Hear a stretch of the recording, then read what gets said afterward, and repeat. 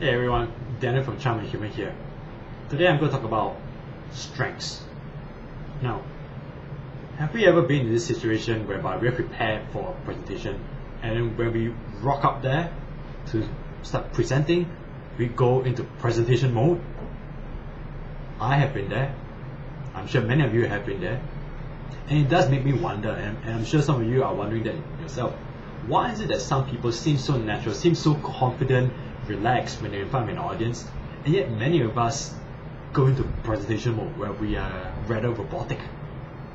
And you see, I wondered this for a long time until I came across the Gallup Strengths Finder.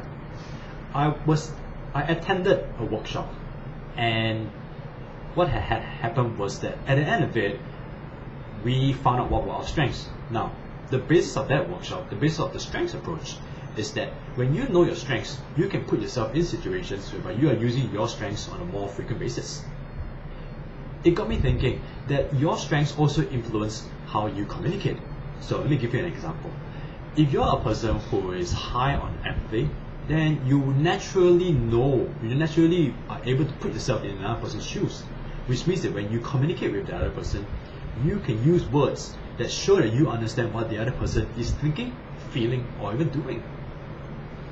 Another example, if you are a highly analytical person, then naturally you're going to talk about facts and figures and try to peel open a situation, a problem, like an onion. And that's what you naturally do. And here's the third example. If you are a future-oriented person, you naturally talk about how things might be 6 to 12 months down the road. And so if you use that ability, you could inspire people, motivate, and align them towards that direction that you need to take.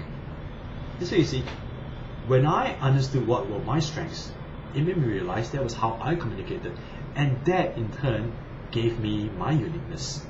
And as all speakers or people who do speak in front of an audience, that's what we really want, a uniqueness.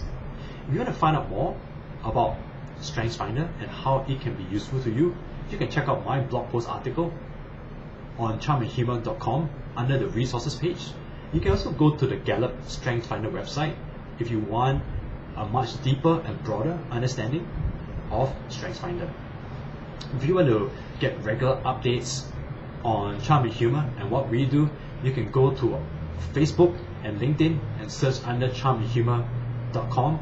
And if you like what we do, please subscribe. You can go to our Facebook page, to our website, charmandhumour.com, and subscribe there. Until then, everyone, take care. I'll see you soon.